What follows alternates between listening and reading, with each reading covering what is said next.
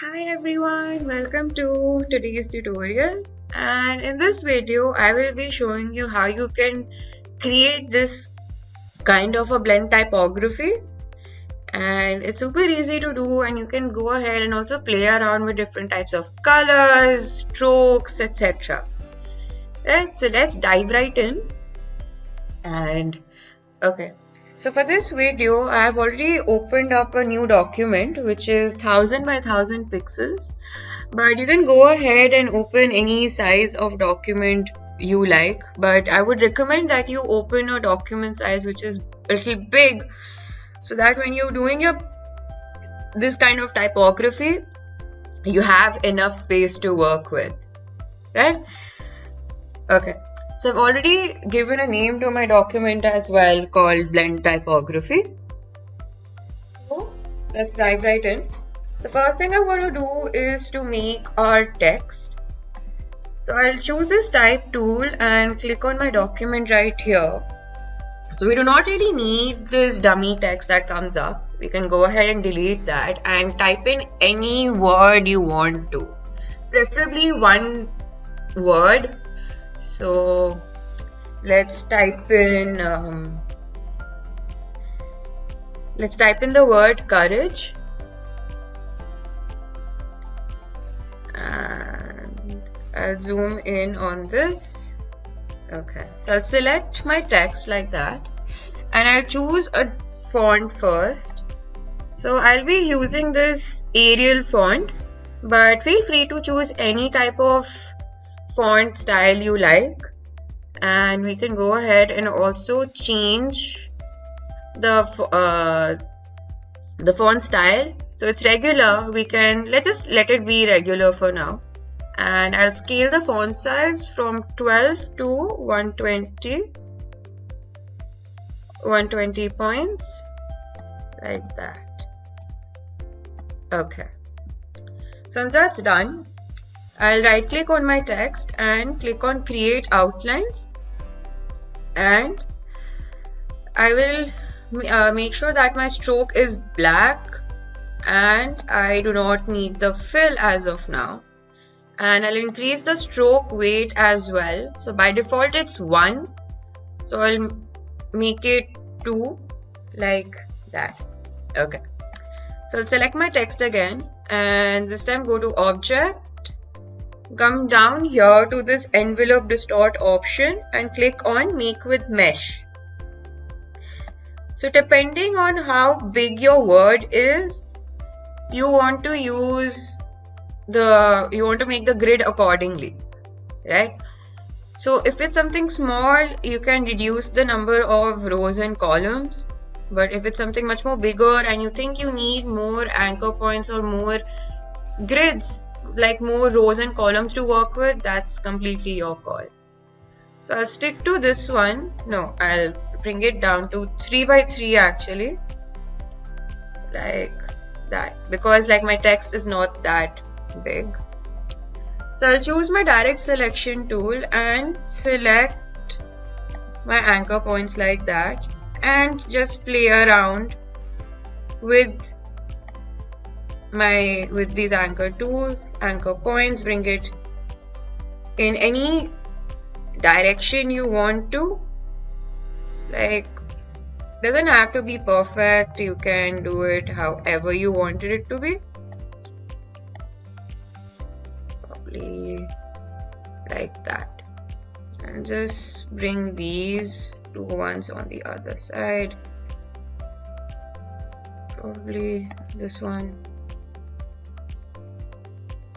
So you can just play around however you want. Use the shift plus arrow key to get the desired shape of your choice, and like that. Okay, so this looks pretty cool to me. Okay, so once that's done, I'll select this again, go to object and click on expand. Yep, the object and fill options have been selected as well, and click on OK. So I'll just bring this up, and what I want to do is I'm going to make 2 more copies of our word. To do that, we'll be clicking on Alt and then just dragging, oops, yeah, click on Alt and then just drag your word down like that, and one more time to make 2 additional copies. Okay, so we'll select all of them again, go to Object, Blend, and click on Make. So you see these additional words come in and fill up the spaces. So you can go ahead and add more to this. So while my all my text is still selected, we go back to Blend and go over here to this Blend options right here. And the spacing, I need specified steps, and you can add as many as you want. So I'll be choosing 12. Okay, and that's it.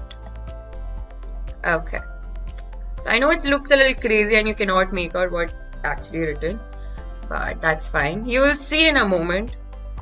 So what we're going to do now is to give it a more proper shape, like this type of a spine shape right here, we'll be using the pen tool, making sure that there is no fill as of now. We just need the stroke and make a line or like a curved shape like that. Okay, so this shape will determine about how you want, or like what flow you want your text to go in, right? So I want my text to go in this path, something like this, right? So I'll select both of them, go back to Object, Blend, and replace spine, and go back to Object again, Blend, and reverse spine like that. Okay, so I know it looks a little crazy, and because what we are going to do now is that I'll go ahead and make a second copy like that. Oops, just click copy paste and go to the Pathfinder tool and select on trim. Okay, just make sure that everything is selected. If that happens, that's okay. What we are going to do is probably just bring down the stroke size, stroke weight. It was 2, let's bring it down to 1 probably, or we could just go ahead and fill it in with different colors.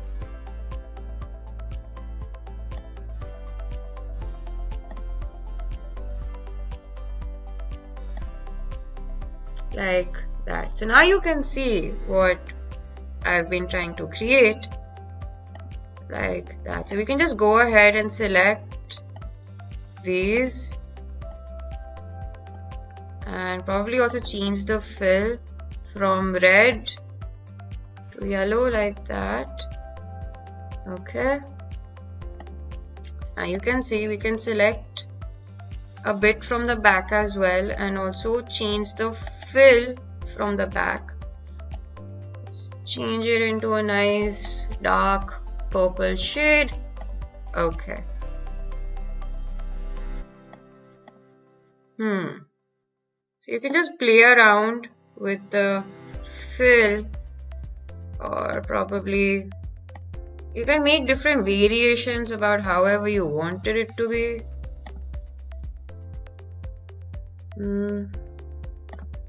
Red color, like that.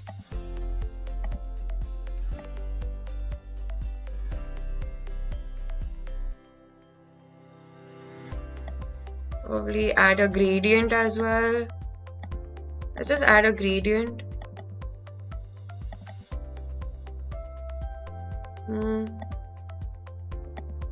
Like that.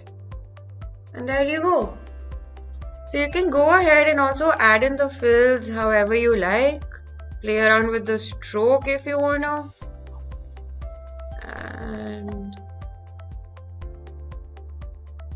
like that. I like the first one better. It's like that. So it is a little tricky to actually fill it in with different colors, but you get the idea, right? So let's go ahead and also save our file. To do that, we'll be clicking on File and clicking on Save As. So by default, our file name would be Blend Typography and our Save As type will be Adobe Illustrator file. I highly recommend that we save a file in this format so that if I want to make any changes, I can easily access my AI file and click on Save. And OK. So that was this. So I hope you found this tutorial to be useful, and with a little practice you can also try out the same effect with different words or different colors, add gradients, however you like. So thank you for watching and keep practicing.